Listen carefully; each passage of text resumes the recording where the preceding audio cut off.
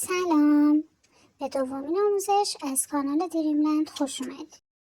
اگر نمیدونید که دقیقا چطور باید حلقتون رو کاور کنید میتونید آموزشش رو توی ویدیوی قبل ببینید. امروز قصد داریم گره اولیه و گره های بعدی که دور تا دور حلقه قرار میگیرن رو آموزش بدیم که بعد از اون بتونیم بریم سراغ بافت اصلی. اولین گره باید کاملا سفت باشه. اگر از نخ دستبند استفاده میکنید یا از نخهای ابریشمی استفاده میکنید میتونید یه گره دیگه هم اینجا بزنید که کاملا محکم بشه.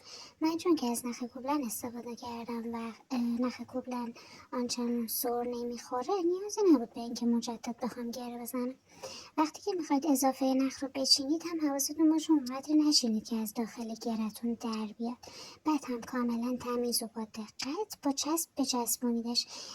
بعد از اینکه چسب رو زدید و نخ رو بچوندید دور حلقه، یه کمی لازمه که فشارش بدید، حالا یا با دست یا با قیچی سوزن یا هر چیز دیگه که کاملا پرس بشه و چسب وارد بافت نخ و حالا اون روبان یا همون نخی که دور تا دور حلقه پیچیدید بشه و این کامل سفت بشه. خیلی چسب نزنید. اگر که لازم شد بعدا میتونید به میزان خیلی کمی روش چسب اضافه بکنید، ولی اول زیاد چسب نزنید که کارتون کثیف بشه.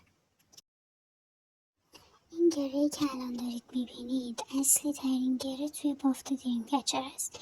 یعنی ما در ادامه مدل‌های مختلف بافت رو که قرار هست آموزش بدیم همین گره رو میزنیم، ولی تو جاهای مختلف، به این صورت که نخ دور حلقه پیچیده میشه و از داخل نخ قبلی رد میشه و محکم میشه. حالا ما اینجا میخوایم دور تا دور حلقه‌مون رو چند تا مبدأ برای بافتمون ایجاد بکنیم. این به سلیقه خودتون هست که شما میخواید چند تا گره دور حلقتون باشه.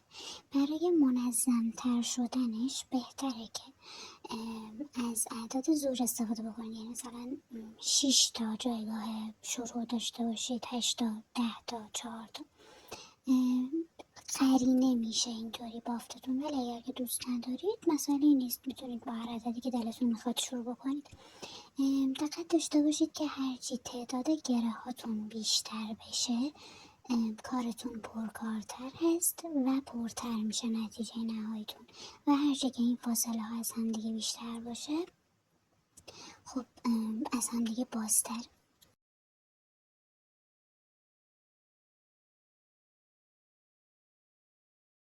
توصیه من این هستش که برای شروع کارتون اگر که تا حالا این کار رو انجام ندادید از یه تعداد متناسب گره استفاده کنید که نه زیاد باشه تعدادش و خیلی پرکار بشه خسته بشید، و نه اینکه خیلی فاصله ها از هم دیگه زیادتر باشه. چون وقتی هم که فاصله خیلی از هم زیاد باشه به خاطر اینکه طول نخ توی هر گره یه مقدار بیشتر میشه و حالا اوایل خیلی دستتون را نیفتاده که شل و سفتی گره هاتون هم اندازه بشه، ممکنه یک چین و چروک توش پیش بیاد. برای همین بهتره که از یه تعداد متناسبی استفاده بشه. من الان توی این نمونه‌ای که شما دارید مشاهده میکنید طول قطر حلقه‌ام 22 سانت است و از 12 تا گره استفاده کردم. گره هاتون اگر که حالا تعدادتون فرده که هیچ، ولی اگر تعدادتون زوج هست باید دو به دو روبروی هم دیگه بیفتن. اگر هم که تعدادتون فرده، حالا یا با نخ یا با خطکش یا اگر که میتونید به صورت چشمی، دقت داشته باشید که هم اندازه هم دیگه باشن که کارتون مرتب در بیاد. الان ما میخوایم اینجا 12 تا گره داشته باشیم که خب به 4 تا قسمت تقسیم کردیم و توی هر قسمت 2 تا گره اضافی گذاشتیم برای اینکه خب راحت بتونم گره هام رو هم اندازه با هم دیگه بکنم. من اول 12 تا گره رو پشت سر هم دیگه زدم همونطور که مشاهده کردید و بعد شلشون میکنم و جابجاشون میکنم.